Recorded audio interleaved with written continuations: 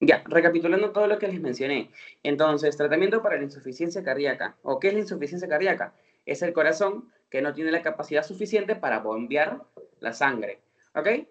Eso es lo más importante. Se puede deber a dos cosas. O es que el corazón se agranda, o sea, en otras palabras, hay una hipertrofia cardíaca o una dilatación cardíaca, que se va a dar porque recuerden que el músculo liso, cuando no cumple su demanda suficiente, luego de una hipertrofia se atrofia, ¿verdad?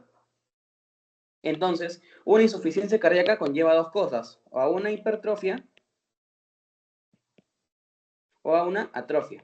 Y esa atrofia va a conllevar a una, en este caso, una miocardiopatía dilatada, ¿ok?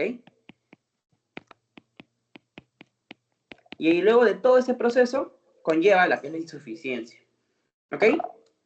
Es, por así decirlo, una miocardiopatía tiene como consecuencia final una insuficiencia cardíaca. Sin embargo, también se puede asociar de una manera indirecta, no solo en este caso, por lo que les voy a mencionar a continuación. ¿Ok? Entonces, la hipertrofia cardíaca o una miocardiopatía hipertrofiada y una miocardiopatía dilatada van a conllevar finalmente a una insuficiencia cardíaca. ¿Y esto cómo lo vamos a nosotros determinar? Lo vamos a clasificar mediante lo que es la fracción de eyección. ¿Ok? Recordemos que lo que es la fracción de eyección se refiere a la cantidad o el porcentaje de sangre que va a ser expulsado de la sangre, del corazón con la capacidad que tiene para contraerse. ¿Ok?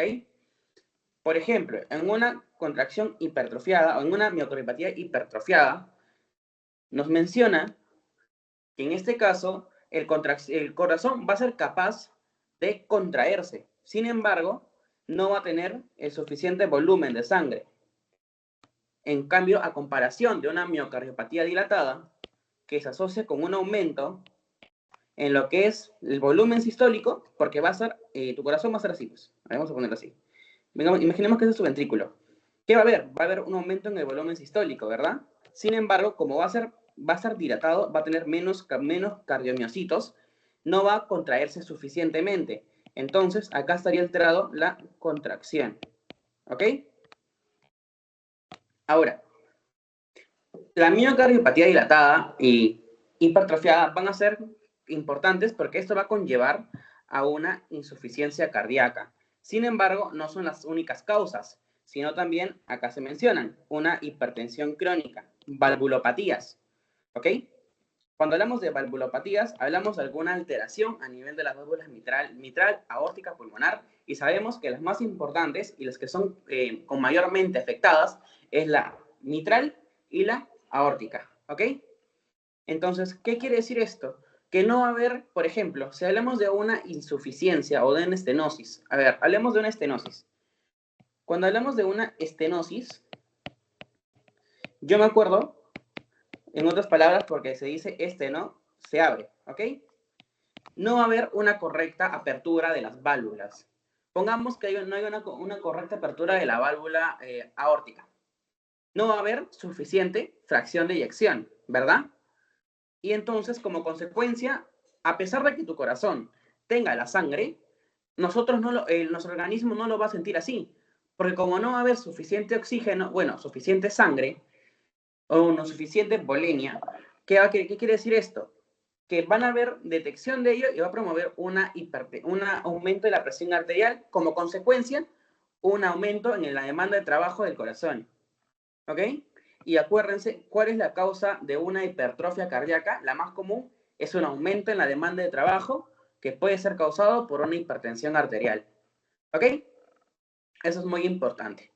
Por eso me voy, que no solo las miocardiopatías tienen como consecuencia una insuficiencia cardíaca, sino también o una hipertensión o una valvulopatía, como lo acabo de mencionar. Ahora, dentro de las miocardiopatías podemos tener diferentes tipos de causas. Por ejemplo, podemos hablar de vamos a hablar de una miocardiopatía hipertrófica. ¿Ok? Dentro de estas miocardiopatías hipertróficas vamos a tener diferentes causas. Dentro de ellas, una de las cuales es muy importante es la miocardiopatía de Beriberi, la cual es, a ver, lo acá, que es de Beriberi, que se asocia con un aumento en el consumo de alcohol crónico. ¿Qué quiere decir esto? que incluso como factor de riesgo para una insuficiencia cardíaca, ¿qué tenemos? A pacientes con un consumo de alcohol excesivo. No solo ello, sino también tenemos otros tipos de miocardiopatías, como pueden ser la de, a ver, ¿como cuáles? Ya, la del corazón roto, ¿ok? Que habla de una miocardiopatía de Takotsubo.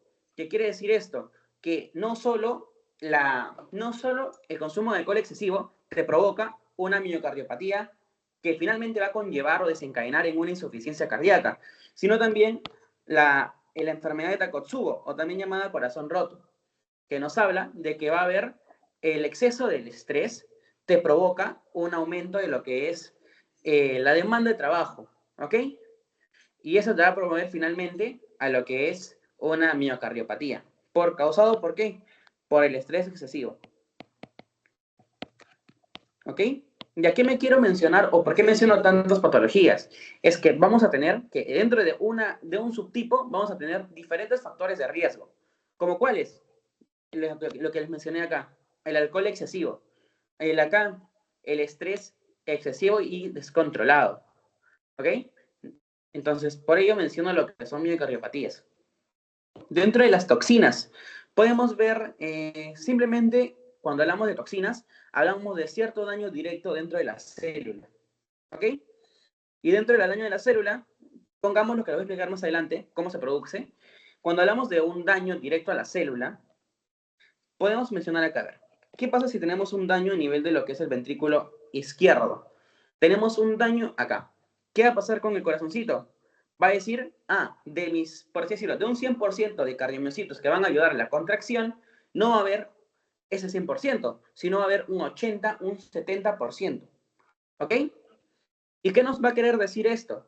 Que si nos recordamos a la ley de Frank Starling, nos habla de que nosotros tenemos la capacidad de que bueno, en este caso, la capacidad del corazón tiene para expulsar la sangre con la capacidad de la contracción.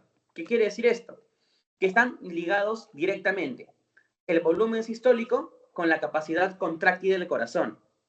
Entonces, si no hay una correcta contracción, porque va a haber un daño directo por toxinas, no va a haber un suficiente volumen sistólico. ¿Ok? Eso es muy importante que ustedes tengan como causas de una posible insuficiencia cardíaca. ¿Ok? Y acuérdense algo muy importante. ¿Por qué es que les menciono el volumen sistólico? Es que un volumen sistólico disminuido, ¿qué va a detectar? Que por ejemplo, en los vasos sanguíneos, nosotros tenemos vasoreceptores. Entonces, esos vasoreceptores van a detectar eso y van a aumentar tanto la presión arterial como la frecuencia cardíaca. Y eso como consecuencia promueve un aumento de la demanda de trabajo y finalmente una posible miocardiopatía hipertrófica y finalmente a una insuficiencia cardíaca. ¿Ok? Por eso lo menciono. Entonces, acá resalté todas las causas de una insuficiencia cardíaca. Sin embargo, hay una causa más que se asocia a una insuficiencia.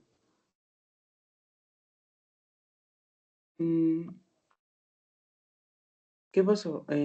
¿Todo bien? ¿Alguna duda?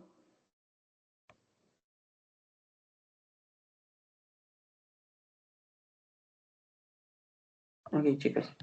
A ver, dentro de todas las causas hay una causa más importante, que no la mencioné acá, sin embargo, está dentro de lo que es antiarrítmicos. ¿Alguien se acuerda cuál es la arritmia que tiene como consecuencia una insuficiencia cardíaca?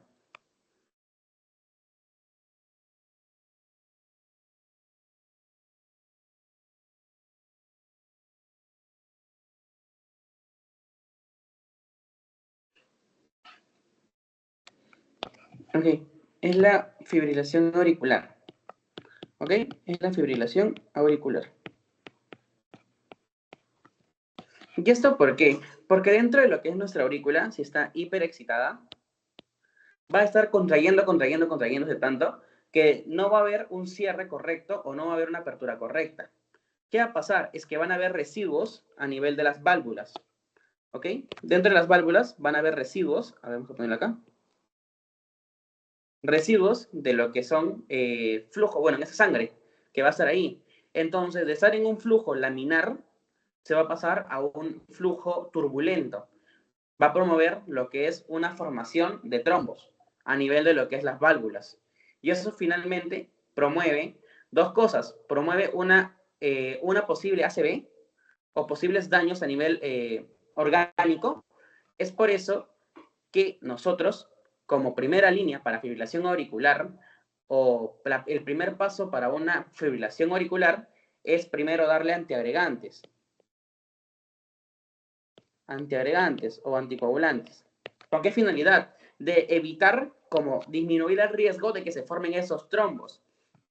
Por otra parte, ¿cómo va a generar una insuficiencia cardíaca? Es porque el corazón nunca va, por así decirlo, relajarse. Siempre va a estar contrayéndose, contrayéndose, contrayéndose y va a generar una demanda de trabajo, por los mismos nombres que les menciono. Porque va a estar contrayéndose, contrayéndose y nunca va a estar en un estado, por así decirlo, de reposo o despolarización. Entonces, es por eso que también se provoca lo que es una insuficiencia cardíaca. Y aquí es donde entra un fármaco muy importante, el cual es únicamente tratado para pacientes que presentan una insuficiencia cardíaca secundaria a una fibrilación auricular, en cual hablamos de la... ¿Alguien se acuerda del nombre, perdón? ¿Alguien se acuerda del nombre? Que es usado para, en este caso, para insuficiencia cardíaca con fibrilación auricular.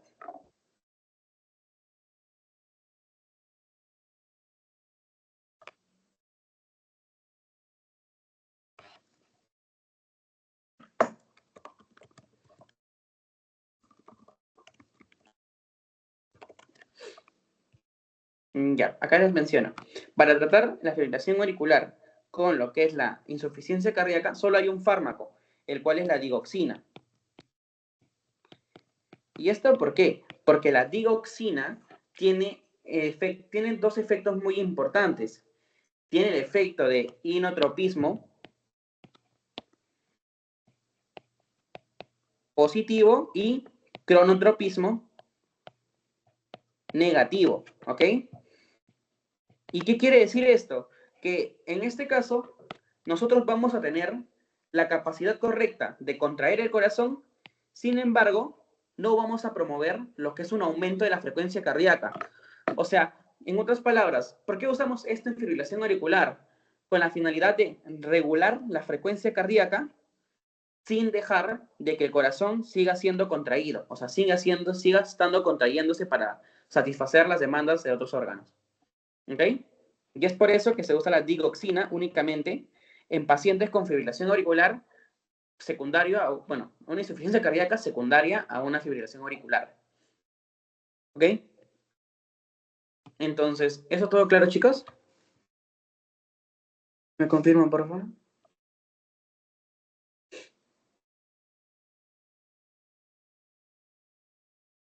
Ok, ya. Acuérdense, chicos, esa también fue pregunta de examen. Digoxina, único fármaco usado para fibrilación auricular con insuficiencia cardíaca. Ya. Dentro de la clasificación de lo que es esta insuficiencia cardíaca, la vamos a clasificar en dos formas. Acá lo especifiqué y acá está el otro tipo en el cual nosotros vamos a ver para tratar esta enfermedad. ¿Ok? Lo vamos a diferenciar así. La clasificación A son aquellas personas que presentan riesgo de una hipertensión arterial. ¿Ok? Digo, perdón, de una insuficiencia cardíaca, lo siento. ¿Como cuáles? Alcoholismo, diabetes, hipertensión arterial, obesidad. O sea, todos esos factores de riesgo, ¿qué van a decir? Ah, bueno, hay un posible insuficiencia cardíaca. No presenta síntomas el paciente, ¿eh? Pero tiene factores de riesgo. Entonces acá, ¿qué es lo que nosotros hacemos? No es tratar la insuficiencia, porque todavía no lo tiene, sino tratar sus factores de riesgo. Disminuir la presión arterial, dar fármacos antidiabetogénicos y todo eso relacionado con los factores de riesgo. ¿Ok? Y todo de ello va a depender de algo, del cambio de estilo de vida. ¿Ok? Eso es muy importante. Ahora, ¿qué va a pasar acá? ¿Qué quiere decir que hay una preinsuficiencia cardíaca? ¿Qué quiere decir esto? Que el paciente todavía no presenta síntomas, sin embargo, hay como que una evidencia de que hay una insuficiencia cardíaca. La estructura normal está correcta del corazón, pero todavía no hay una estructura alterada. Sin embargo, va a haber su función que va a estar como que alterada, como lo menciona. ¿Ok? Y va a haber elevado péptido natriurético. Esto es muy importante porque estos péptidos natriuréticos nos van a decir que hay una correcta, o bueno, ellos se encargan de lo que es la remodelación cardíaca. Entonces, si hay un daño por posibles factores de riesgo, el péptido natriurético lo va a generar, es reparación, o sea, va a generar una cicatrización en el corazoncito y va a promover que su correcto funcionamiento cardíaco esté alterado. ¿Ok? Eso es muy importante. Ahora, demos la etapa C, que es la insuficiencia cardíaca de tipo, o en este caso de estadio C. Acá ya las manifestaciones clínicas ya se encuentran. Hay síntomas de una insuficiencia cardíaca, que los voy a explicar más adelante. Sin embargo, quiero que ustedes tengan en cuenta. En preinsuficiencia cardíaca no hay síntomas, pero hay manifestaciones clínicas, o sea, hay manifestaciones cardíacas, función alterada. En un tipo A o en estadio A hay riesgo de, pero no hay síntomas ni signos. En un estadio C ya hay síntomas, ya hay signos de que hay una insuficiencia cardíaca. Puede ser una insuficiencia cardíaca izquierda que te pueda promover un edema pulmonar, porque es una de las consecuencias. Puede generar una insuficiencia renal o una insuficiencia hepática, generar daño a nivel de lo que es otros órganos y síntomas característicos de una insuficiencia, como cuáles, la ascitis, el edema pulmonar, como lo mencioné, y todas esas manifestaciones clínicas que las voy a decir más adelante. Ahora, y en un avanzado, en este caso, en insuficiencia cardíaca avanzada o de estadio D, ¿qué quiere decir esto? Que nosotros lo que vamos a tener ya es, en este caso, unos síntomas ya más graves. Y lo que vamos a tener como única solución es darle, por así decirlo, un trasplante cardíaco. Porque ya no habrían como que, o en este caso, soportes para el mecanismo cardíaco. Ya no tanto un tratamiento farmacológico, o sea, un medicamento, porque ya estaría alterado ya. El corazón ya en un permanente. ¿Ok? Esa es la clasificación, por estadios. Entonces, recapitulando todo, acá no hay síntomas, solo hay riesgo de insuficiencia cardíaca. Acá hay alteración hemodinámica, sin embargo, la estructura va a ser normal. A nivel del estadio C, vamos a presentar signos y síntomas. En el estadio D, ya estamos en una insuficiencia cardíaca que no va a ser solucionada con ningún fármaco. ¿Ok? Y ya vamos a tener que hacer otro tipo de soluciones. Por otra parte, tenemos la clasificación por fracción de eyección. La capacidad que tiene el corazoncito para eyectar la sangre. ¿Ok? Si nosotros tenemos una insuficiencia cardíaca reducida ligeramente, o en este caso hablamos de una insuficiencia cardíaca ligera, vamos a hablar de uno que va a presentar, puede ser mayor a 50%, y va a ser con una fracción de eyección preservada o reservada. ¿Qué quiere decir esto? Que vamos a estar en un paciente que tiene insuficiencia, sin embargo, su fracción de eyección va a ser normal. ¿Ok? Por otra parte, tenemos al otro que es insuficiencia cardíaca de una media o reducida fracción de eyección, que hablamos de entre 41 y 49%. Y cuando ya hablamos de una reducida, sí o sí, reducida fracción de eyección, hablamos de menor o igual a 40%. ¿Y esto por qué se va a ver alterado? ¿Por qué se altera la fracción de eyección? Por algo muy importante. Recordemos, como les mencioné, el volumen sistólico o la fracción de eyección va a depender de la capacidad contráctil del corazón. Entonces, si esto se ve alterado, es porque no hay una suficiente capacidad contráctil, ¿ok? Eso es muy importante que tengan en cuenta. Y eso te va a decir, bueno, acá ya se ha alterado el corazoncito, ¿ok? Eso sería todo por lo que es clasificación. ¿Todo claro, chicos? ¿Me confirman, por favor? Ya. Ahora, dentro de la importancia, lo más importante que quiero que ustedes tengan en cuenta acá es que el objetivo 2025 de la insuficiencia cardíaca es reducir esta enfermedad o esta patología o esta consecuencia en un casi 10%, y lo más importante es que casi en un año hay como 20% de toda la población. Sin embargo, lo que quiero que ustedes se centren acá es esto de acá, las etiologías y los precipitantes, ¿ok?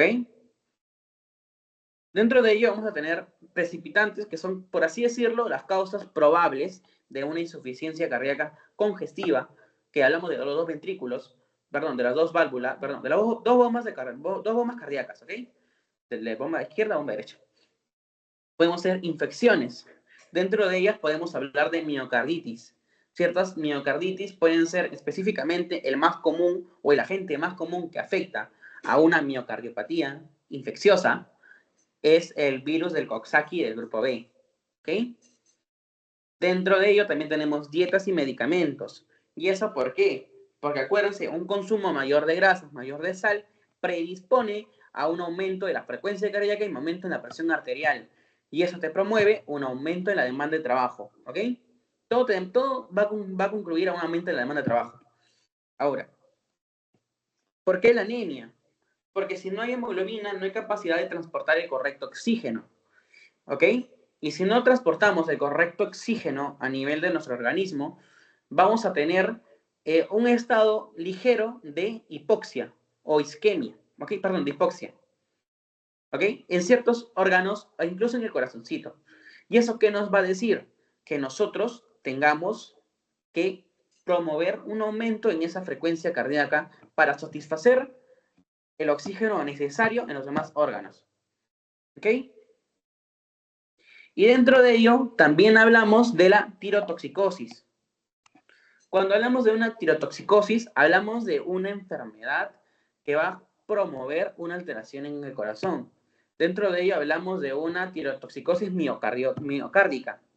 ¿Qué quiere decir esto? Que un paciente con una enfermedad de Graves o con un hipertiroidismo tiende a tener un aumento en la frecuencia cardíaca. Como consecuencia, tiene un tipo de taquicardia que es el más común, el cual es la fibrilación auricular. Y como les había mencionado, la fibrilación auricular tiende a finalmente promover una probabilidad de insuficiencia cardíaca. ¿Ok? Eso claro. Entonces, aquellos pacientes que presentan hipertiroidismo tienden a tener insuficiencia cardíaca como consecuencia final. ¿Ok? Muy importante. Incluso como dato para que sospechen de que hay una insuficiencia, una tirotoxicosis, puede ser que los pacientes vengan con una intolerancia al calor, con un bocio, o sea, un aumento de la tiroides, porque genera una hiperplasia de la glándula, entonces va a estar grande y eso promueve el bocio. Incluso también genera un agrandamiento de lo que es los ojitos, ¿ok? Y eso es como que una triada muy importante que tienen que tener. En caso hablamos de tirotoxicosis o de una enfermedad, en este caso un hipertiroidismo por Graves. ¿Ok? Ahora, otras más, cardiopatías isquémicas. Dentro de ellas podemos hablar un IMA. ¿Qué quiere decir esto? Que una enfermedad, un infarto agudo de miocardio o un aumento o una angina, puede ser angina estable, angina inestable, angina en Prince Metal, pueden promover un estado isquémico. Y si hay isquemia en el corazón, va a promover que no se contraiga correctamente. Y eso va a desencadenar a que haya un aumento en la frecuencia cardíaca como un mecanismo de compensación. ¿Ok? Vamos a poner acá IMAS o alguna enfermedad anquinosa. La hipertensión arterial, por lo mismo que les mencioné, la demanda de trabajo. Por otra parte, cardiopatías valvulares, como les acabo de mencionar, alguna estenosis, alguna insuficiencia mitral o aórtica. ¿Ok? Y dentro de ello también miocardiopatías, que ya les había mencionado, pueden ser dilatadas o pueden ser hipertróficas. ¿Ok? Todo ello va a promover a una insuficiencia cardíaca congestiva. ¿Ok? Y acá, por otra parte, les mencioné la clasificación. Sin embargo, ¿cuál es la tasa de mortalidad al año? ¿Ok? Y acá se puede observar, ¿verdad? ¿Cuáles son las características sintomatológicas de cada clasificación? De clase 1A, quiere decir esto, que tenemos asintomático, actividad normal, no causa síntomas. ¿Qué solo hay? Hay específicamente los que les acabo de mencionar, posibles factores de riesgo que desencadenen esa insuficiencia cardíaca. Dentro de la 2 hablamos de síntomas moderados, dentro de la 3 hablamos de síntomas que van a generar un mínimo esfuerzo, y la 4 ya síntomas que ya no se pueden solucionar. ¿Ok? Ok, ¿así todo claro? Para empezar la fisiopato. Porque es más sencillo y van a recordar todo lo que es la fisiopato en sí.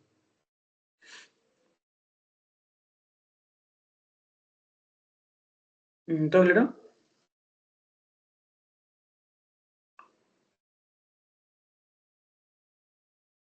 Ok. Ya, hablando sobre lo que es la fisiopatología, recordemos algo muy importante, ciertos factores de riesgo, como cuáles, diabetes mellitus, aterosclerosis, o sea, enfermedades isquémicas, enfermedades valvulares, hipertensión arterial, que son las causas más frecuentes. ¿Qué van a hacer? Que el cardiomiocito esté en un estado en general de inflamación, o que va a pasar de un estado aeróbico a un estado anaeróbico, va a promover lo que es la muerte del cardiomiocito y promueva y desencadene todo lo que es la inflamación, ¿ok? Vamos a resumir todo esto en desencadenar en una inflamación, ¿ok? ¿Y qué va a pasar cuando el cardiomiocito muera o está en un estado estresante? Va a promover lo que es la fibrosis, una cicatrización del miocardio. Y si hay una cicatrización del miocardio, en este caso en un segmento específico, ¿qué va a promover? Que haya, bueno, en este caso como lo mencioné, una fibrosis y un posible que no haya una correcta actividad cardíaca, ¿ok? No hay una correcta actividad cardíaca. ¿Y qué pasa si nosotros tenemos el factor de riesgo no se sana, o sea, no se repara? Vamos a tener un aumento mayor de la fibrosis, una disminución en la actividad cardíaca. Y si se disminuyen estas actividades cardíacas, ¿disminuye qué? La fracción de eyección. ¿Qué pasa si nosotros tenemos una fracción de eyección disminuida? Se detectan varios receptores, quimiorreceptores, que van a promover un aumento ¿de qué? De los que le mencioné acá, del sistema nervioso simpático y del sistema renina-angiotensina-aldosterona. Y es por eso que estas cosas de acá, ¿qué van a promover? Van a potenciar un aumento en la presión arterial. Y recordemos que a pesar de que aumentes la presión arterial, el calibre va a disminuir. ¿Qué quiere decir esto? Que en este caso voy a dejar acá. El calibre va a disminuir. A pesar de que el flujo sanguíneo sea rápido, la sangre no va a ser la correcta. No va a ser el correcto volumen. Entonces, eso promueve que genere una disminución de la sangre y de la oxigenación de otros órganos. Dentro de ello, tenemos al cardiomiocito, que mencionan en los artículos que mencioné, que están asociados con esto, que un aumento en la actividad del sistema renina-angiotensina y el sistema nervioso simpático pueden promover un daño correcto, un daño directo a lo que es el cardiomiocito, promoviéndole un estrés celular y un mal funcionamiento, ¿ok? Eso es lo más importante. Entonces, si es que nosotros sabemos que esto se ve alterado por el vaso sanguíneo, ¿qué se ve alterado? La precarga, ¿verdad? Porque como no va a haber un volumen sistólico correcto, disminuye la precarga. Si disminuye la precarga, ya se genera todo lo que es una disminución del volumen sistólico de manera ya directa. O sea, ya no va a haber una postcarga correcta. Y ya no va a haber una suficiente irrigación. ¿Ok? Eso es muy importante. Entonces, ¿qué es lo que nosotros tenemos como tratamiento principal para lo que es una insuficiencia cardíaca? Disminuir el sistema renina-angiotensina-aldosterona. ¿Cómo? Dándoles YECA, ARA. ¿Cómo le vas a dar el sistema nervioso simpático? ¿Cómo lo tratas? Con algo que asocie con lo que es el cardiomiocito. ¿Cuál es? El corazoncito, ¿verdad? El corazoncito, el beta 1. Beta 1 selectivos. ¿Ok? Metoprolol, carvedilol, fármacos beta blocks. ¿Ok? Muy importante para que ustedes tengan en cuenta eso. ¿Ok? Entonces, acá ya vemos dos fármacos o tres que van a promover una alteración acá. ¿Ok? ¿Y qué fármaco vas a poder usar? Porque finalmente todo eso desencadena y todo eso lo que nosotros queremos controlar es que la precarga no se vea alterada. Porque recordemos que todo esto va a promover disminución del calibre vascular y disminuya la precarga. Y esto nosotros vamos a tener que solucionar. ¿Ok? Eso es lo que nosotros tenemos como principal mecanismo o algo puntual que nosotros tenemos que hacer en un paciente con tratamiento de insuficiencia cardíaca. Aumentar la precarga para que se aumente finalmente el volumen sistólico y regularice todo y la irrigación correcta. ¿Ok? Y acá está específicamente cuál es el mecanismo de cada corazón, del corazoncito. ¿Qué va a generar? Un daño. Ciertos daños promueven que la hipertensión arterial genere un desequilibrio. ¿Promueva qué? Un aumento en la angiogénesis. Promueva que haya una hipertrofia y apoptosis de ciertos cardiomiocitos. Si hay apoptosis, ¿qué hay? Hay fibrosis, hay reparación, hay cicatrización. ¿Ok? Y es por eso que promueve que los otros cardiomiocitos, que son los que están sobreviviéndose, serán alterados. Genera una hiperexcitabilidad de la apertura de canales de calcio para que se contraiga rápidamente, porque hay un aumento en la demanda de trabajo. ¿Qué quiere decir esto? Que hay un aumento en la contracción. ¿Y qué va a haber? Va a haber un aumento en el estrés oxidativo. Bueno, en este caso también un aumento en lo que es la beta-oxidación. ¿Por qué? Porque esa es pregunta de examen de fisiopato y para la vida. ¿De dónde? Incluso de medicina 1.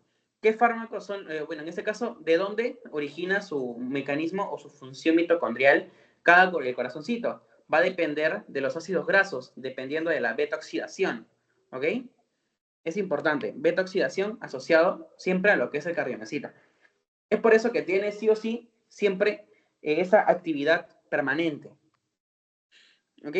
Y ya a pesar de otro tipo de vías que van a estar asociadas, van a ser como un mecanismo secundario.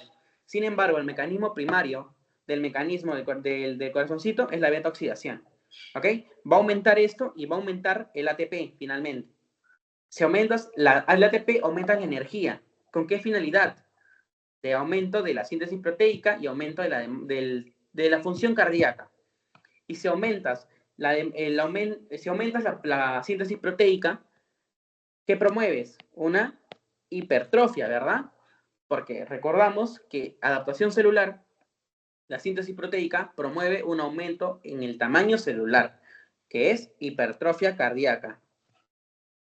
Por otra parte, tenemos en este caso, un imparable o una alteración en la contractibilidad del cardiomiocito, específicamente a nivel de lo que es el sarcómero, porque recordamos que el sarcómero, sí o sí, es la unidad funcional, por así decirlo, del corazoncito, del cardiomiocito. Genera una contracción y genera que haya un aumento en la contracción cardíaca, porque hay un aumento en lo que les pide. Pues. ¿Y eso qué va a desencadenar? Dos cosas, o un aumento o una miocardiopatía dilatada y una miocardiopatía hipertrófica. Y esto finalmente desencadena la insuficiencia cardíaca, ojo. Esto finalmente desencadena la insuficiencia cardíaca que nosotros estamos mencionando. ¿Y cómo se va a ver esto alterado? Porque es que hay una disminución de la fracción de eyección. Aquí hay una imagen que les voy a explicar rápidamente. Pongamos que este es nuestro corazoncito. ¿Ok? Vamos a ponerlo acá. Ya. Vamos a dibujarlo así. ¿Ok? Esos son tus ventrículos. Tus ventrículos van a estar normales. Vas a tener un flujo correcto y una contracción correcta. ¿Ok? ¿Por qué? Porque tienes un ventrículo correcto. ¿Qué pasa si tienes un ventrículo hipertrofiado? Acá. ¿Qué tienes disminuido? La cantidad de sangre, ¿verdad? Porque miren, el cardiomiocito ocupa tanto espacio que en vez de que la válvula esté así correctamente, con bastante espacio, se vuelva chiquitita. Y si se vuelve chiquitita, hay una disminución ¿en qué? En la fracción de eyección. ¿Ok? Y eso también pasa lo contrario a lo que es una hipertrofia, digo, una miocardiopatía dilatada. ¿Por qué? Porque acá, ¿qué hay? Hay menos cardiomiocitos, pero hay más sangre. Entonces, va a haber una disminución en la contracción. Vamos a escribirlo otra vez. Una contracción disminuida.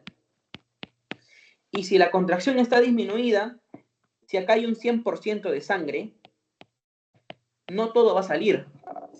Va a salir, por ejemplo, de un 100% a un 70%, un 50% de sangre. Hablo de manera general, para que me entiendan con porcentajes de cómo es que el corazoncito no genera su función correcta. ¿Ok? Entonces, o una hipertrofia cardíaca o una dilatación o una miocardiopatía dilatada promueven una disminución de la fracción de eyección, tanto por un déficit en su llenado, como también en un déficit en su contractibilidad. ¿Ok? Y todo eso se va a dar, ¿por qué? Porque se acaba de mencionar, se aumenta la presión arterial, aumenta la frecuencia cardíaca, aumenta la demanda de trabajo y todo este proceso se desencadena. Finalmente, terminando en lo que les acaba de mencionar. ¿Ok? Y acá se mencionan los síntomas de la insuficiencia cardíaca. 1. Intolerancia al ejercicio. ¿Por qué? Porque cuando nosotros hacemos ejercicio, ¿qué pasa? Requerimos más oxígeno. Si requerimos más oxígeno, ¿quién da el oxígeno? El corazoncito. Porque él es el que expulsa el oxígeno, la sangre oxigenada.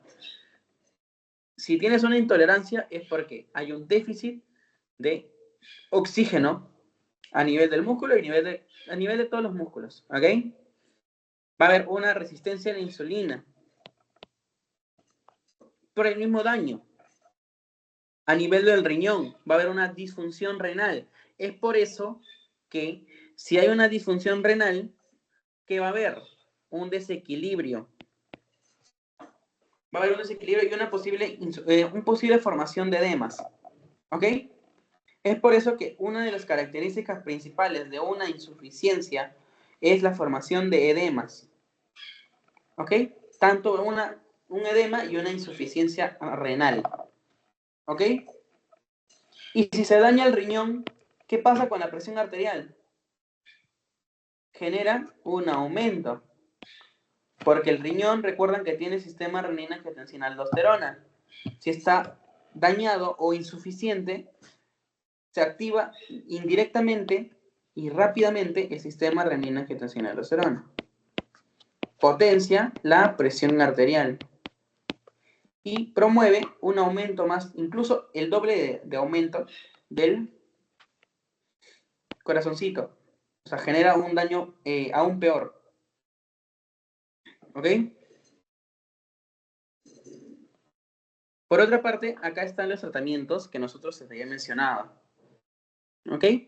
Primero, acá hay hay una infinidad de fármacos. Sin embargo, lo que quiero que ustedes tengan en cuenta son los inhibidores de la recepción, o en este caso, inhibidor del receptor de aldosterona, que va a ser el MRA, ¿ok?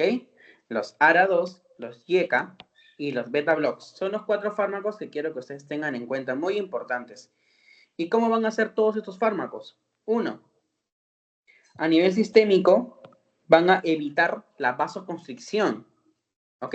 Recuérdense que una de las características principales, de las causas principales de una insuficiencia, es porque hay una hipertensión, una vasoconstricción excesiva. ¿Y qué vamos a querer hacer con el beta-blocks, con los IECAS, con los ARA? Vamos a querer inhibir la vasoconstricción, ¿ok?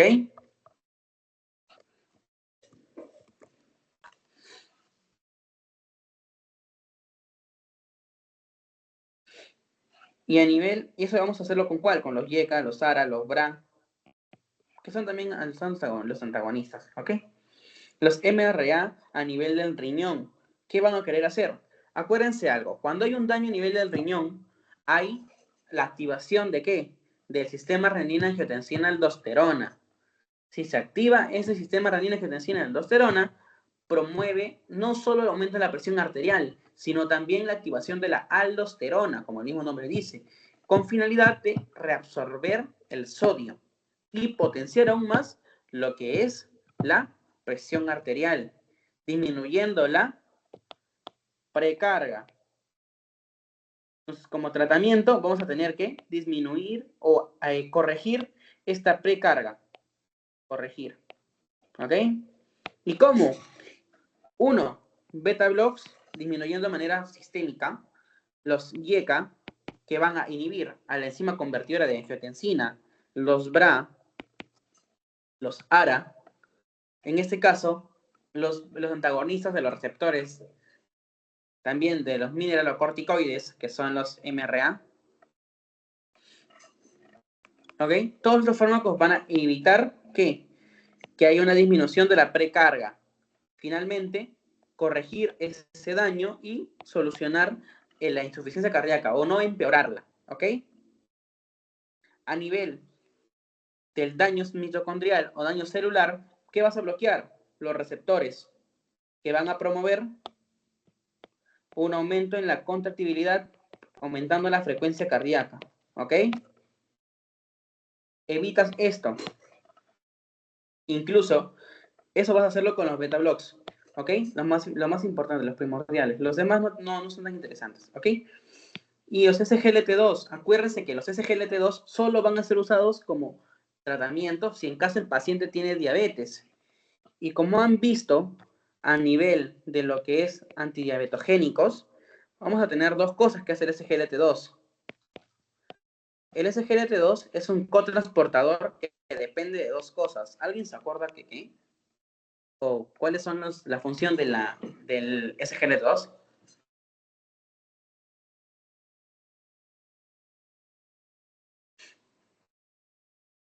Chicos, creo que se lo han llevado hace un ratito. ¿Cuál es el mecanismo de las inhibidores? Bueno, en este caso del receptor o del cotransportador, o sea, del SGLT2.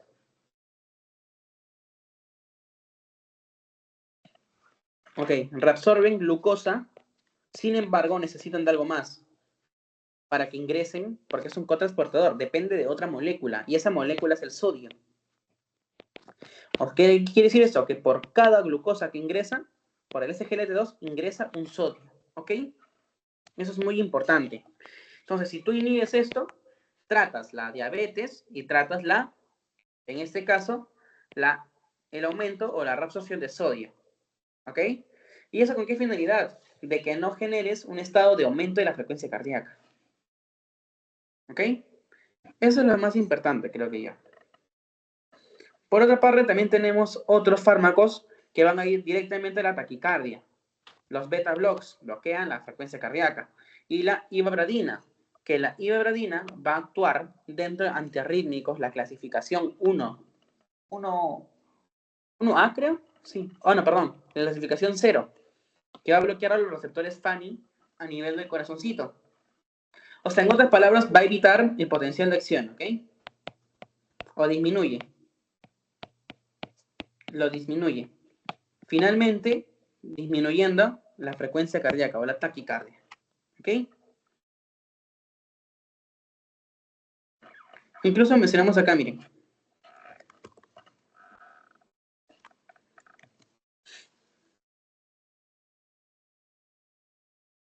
¿Ok? Algo muy importante que tienen que saber. Incluso mencionan también fármacos que son la nepricilina, que promueve y descontrola a lo que es los péptidos natriuréticos, que se encargan de lo que es la remodelación cardíaca. Entonces, ¿por qué lo controlan? ¿Con qué finalidad? De que en este caso no sea tan, por así decirlo, excesiva la corrección. ¿Ok? Muy importante.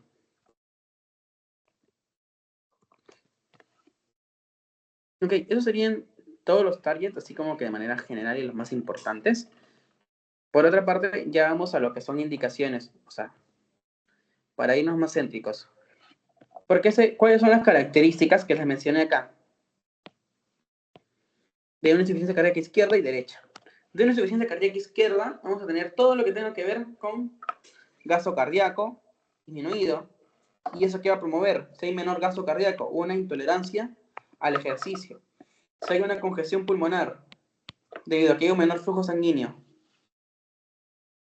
menor ingreso, y eso promueva edema pulmonar, que es fija, y eso como síntomas te va a generar tres cosas: tos con esputo espumoso, disnea nocturna paroxística, que es fija, de una insuficiencia cardíaca. Si te ponen un paciente que viene con una disnea, que va de noche, es insuficiencia cardíaca por un edema pulmonar.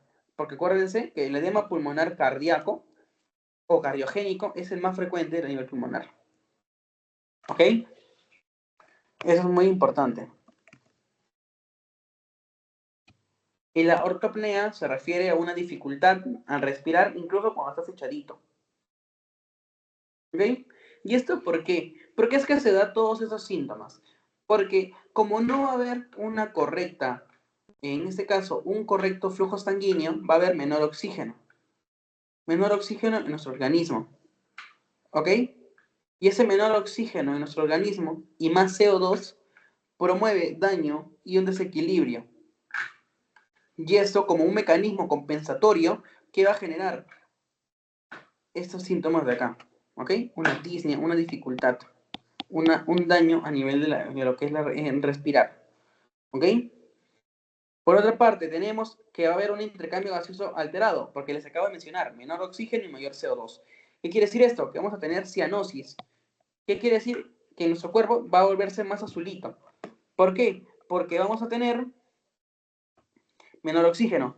Y la cianosis es síntoma o signo de una hipoxia.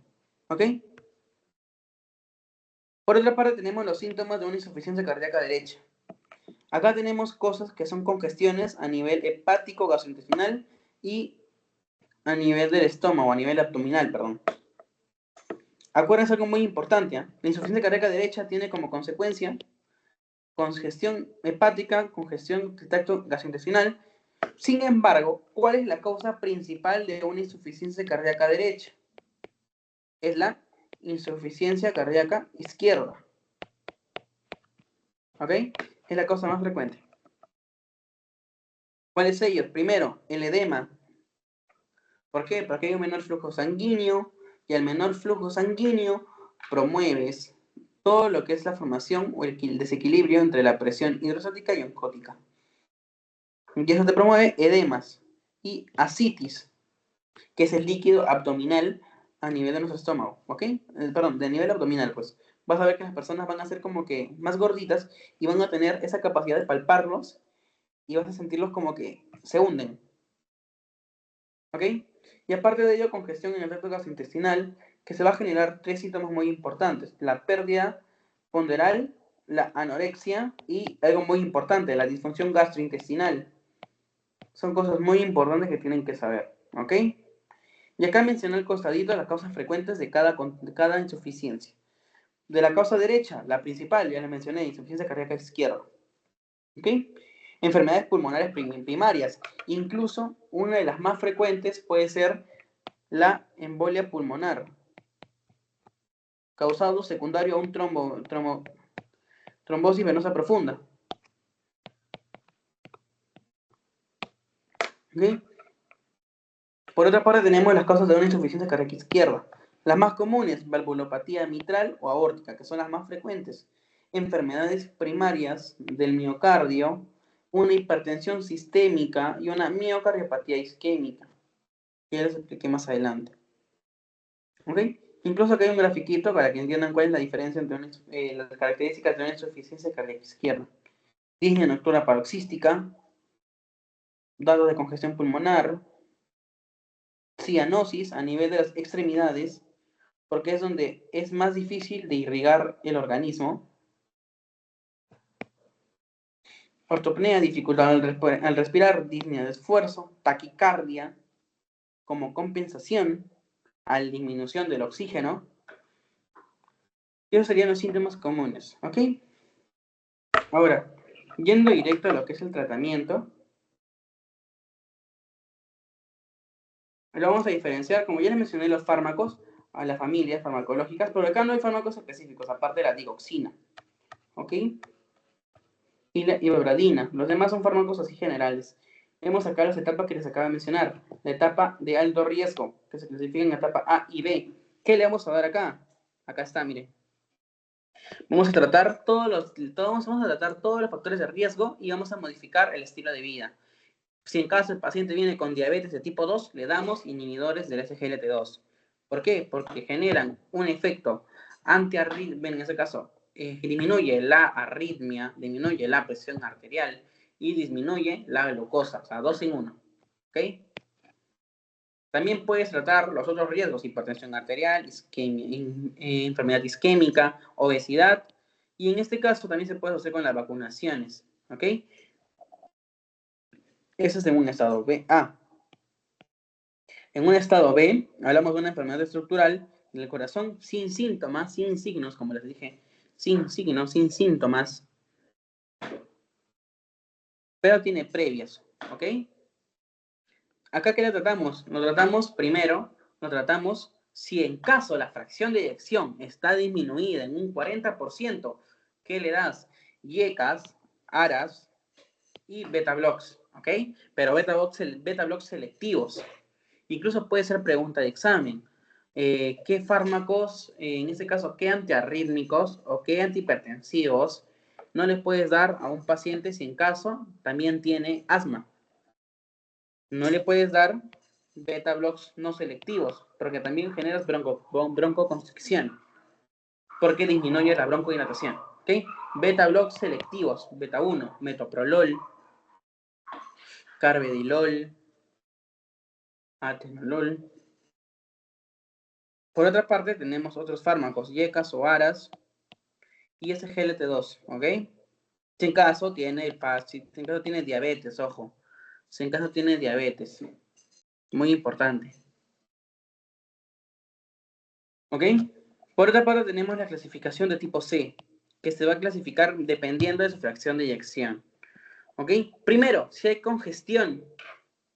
Si hay, en este caso, congestión. ¿Qué le das? Le das diuréticos, fijo, ¿eh? La espironolactona, puede ser diuréticos tiacídicos, diuréticos tipo tiacida, cualquier tipo de diurético que pueda ayudar. Solo si hay congestión pulmonar, como lo mencioné hace rato, con edema pulmonar, ¿ok? Eso es muy importante que tienen que tener en cuenta. Por otra parte, ¿qué más le vas a dar? Si en caso el paciente viene, ojo, perdón, solo si está congestionado, si hay congestión pulmonar, le das diurético. Solo en ese caso. Por otra parte, si en caso tiene diabetes, le das inhibidores del SGLT2. Solo si hay diabetes, que puede ser en la posible causa de insuficiencia cardíaca. ¿Ok? Fijo. Y como segunda línea, o en este caso le vas a dar, también le vas a tratar como con inhibidores, con YECAS, ARAS, con receptores, o ¿cómo se llama? Receptores, bueno, en este caso antagonistas de los receptores de los mineralocorticoides.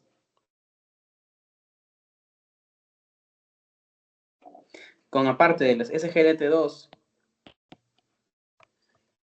en caso también lo que le mencioné, solo si hay diabetes, ¿ok? Beta blocks también es importante y los receptores, ¿ok? Muy importante. Por otra parte, tenemos en lo que es fracciones de eyecciones ya más disminuidos, o sea, más regulares, perdón, de una manera de 41 a 59 o mayor a 50, que es una fracción de eyección preservada, como le mencioné hace rato. ¿Ok?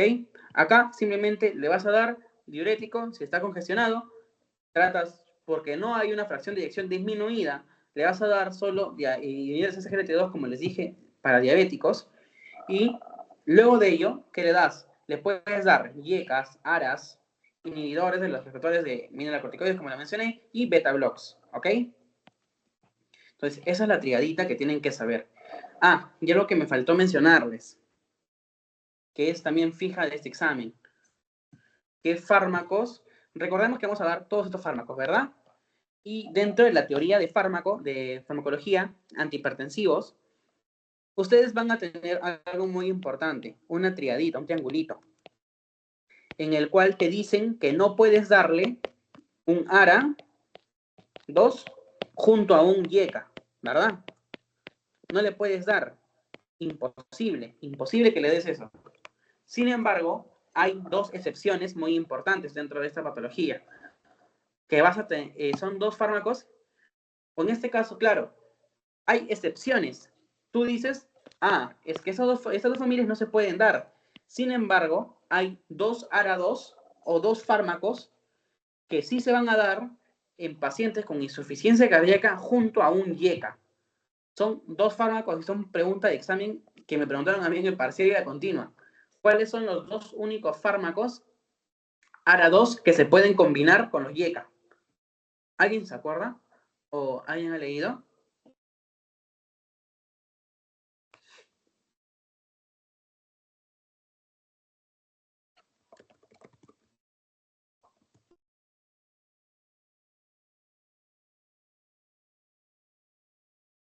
Ok, chicos, acuérdense de algo muy importante. Yo me acuerdo así, por Cande y Val. Candesartán, Valsartán. Son los únicos fármacos ARA2 que te van a poder o vas a poder usar junto a los YECA. Los demás ARA2 no los puedes dar nunca, jamás, imposible, con YECAs, ¿ok?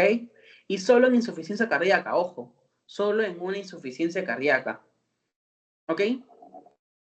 Por otra parte, tenemos a los casi normales, pues, porque acá íbamos de peor a mejor. Esos son los que tienen una fracción de eyección disminuida y esos los que tienen una fracción de eyección preservada. Acá simplemente puedes darles como segunda recomendación los que les acabo de mencionar, inhibidores de los mineralocorticoides, ARA2 y YECAS también, ¿ok? Muy importante. Y ya, cuando hablamos de un estadio de tipo D, que es la insuficiencia cardíaca refractaria, hablamos de síntomas recurrentes, incluso mencionamos aquellos pacientes que ya están hospitalizados, ¿ok? Y acá no vas a tener que darles ningún fármaco. Acá lo que vas a hacer es una consideración en un posible trasplante de corazón o posibles tratamientos que van a ser fuera de los tratamientos farmacológicos, ¿ok? Entonces, dentro de todo lo que les acabo de mencionar, los más importantes fármacos que quiero que ustedes tengan en cuenta son estos: beta blocks, selectivos, ojo, ARAS, ya saben, Candesartán, Valsartán, YECAS, enalapril, captopril, todo lo que tengan que ver con eso, ¿ok?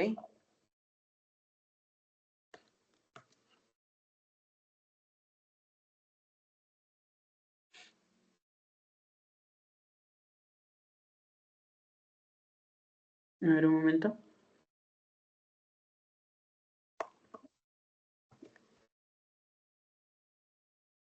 ¿Ok? Y los receptores de los mineralocorticoides, ¿ok? MRA, receptores o antagonistas de los receptores de los mineralocorticoides, ¿ok? Acá no hay tanto lo que es y lo que les mencioné hace rato, la digoxina. Son los fármacos que tienen que tener en cuenta. Acá no es tanto específico los fármacos, solo digoxina, que les acabo de mencionar, que es usado únicamente en aquellos pacientes que presentan fibrilación auricular junto a una insuficiencia cardíaca congestiva, ¿ok? Si hay una insuficiencia cardíaca congestiva con una fibrilación auricular, ya sabes, le das digoxina, pero previo a ello, ¿qué les das? Anticoagulante, porque primera probabilidad de una fibrilación auricular es la formación de trombos. Luego el trombo se vuelve émbolo, o en ese caso se forman émbolos a partir del trombo, y promueve ciertas alteraciones, o pueden ser ACVs, o pueden haber daños a nivel de los vasos sanguíneos, a nivel de la pierna, a nivel de cualquier lugar sistémico, no solo del cerebro. ¿Ok? Y luego ya tratas lo cardíaco, pues. ¿Y cómo le vas a tratar si en caso tiene insuficiencia cardíaca con lesión auricular? Digoxina. Porque les mencioné que la digoxina tiene dos características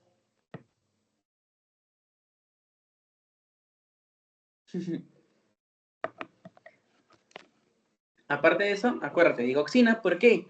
Porque les mencioné que tiene la capacidad de generar inotropismo positivo. Acá lo voy a mencionar, ¿ok? Acá. Inotropismo positivo y cronotropismo negativo.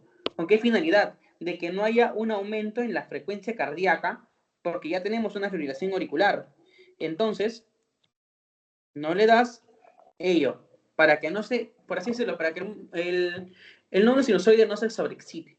¿Ok? Sino lo contrario. Por así decirlo, le digas cálmate, sigue haciendo tu trabajo, pero tranquilo. ¿Ok? ¿Qué quiere decir esto? Que hay una contracción. Se contrae el corazón correctamente. Sin embargo, tranquilizas al nódulo sinusal para que no genere un aumento de la frecuencia cardíaca y todo ello desencadena la fibrilación auricular. Y es por eso que el único fármaco, como les repito 20.000 veces, el único fármaco para fibrilación auricular e insuficiencia cardíaca congestiva únicamente es la digoxina. Ahora, dentro de estos cuatro, me faltó mencionarles, en este caso, los inhibidores de la SGLT2, que únicamente vas a tratar cuando hay una posible diabetes previa a ello, ¿ok? Eso es muy importante. Incluso lo que menciona Fiorella, los cuatro fantásticos, que los acaba de mencionar como que son los BB, los inhibidores de los mineralocorticoides,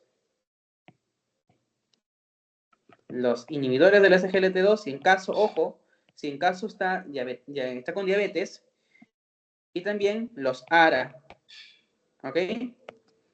Los ARA2 o IECA. Ojo, una característica también importante que quiero que ustedes tengan en cuenta acá. ¿Por qué es que un paciente deja de usar IECAs y se pasa a ARAs? Si los dos tienen casi el mecanismo correcto. Uno va a los receptores y el otro va a la enzima. ¿Por qué es que tú dejas de usar IECA para dar ARAs? ¿Alguien se acuerda? Con eso finalizamos porque ya es, creo que lo más importante y lo más relativo que quiero que ustedes tengan en cuenta.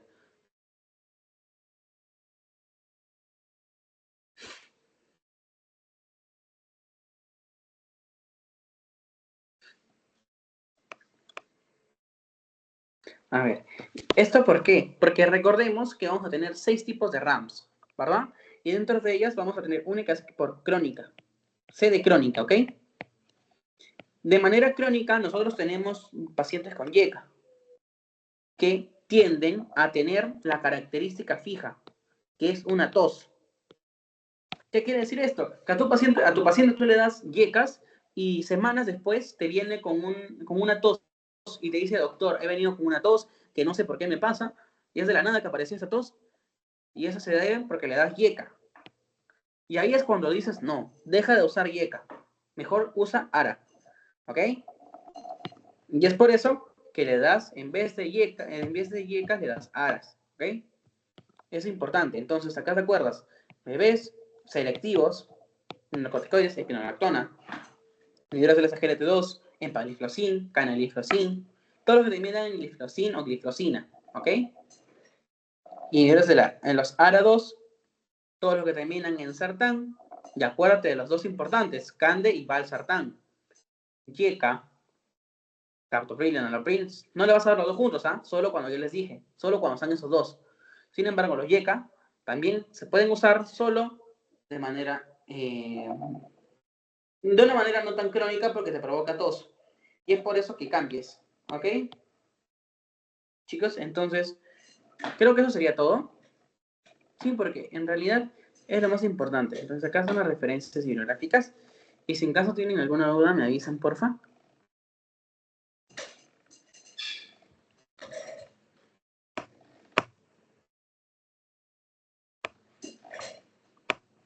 Entonces, chicos, ¿todo claro?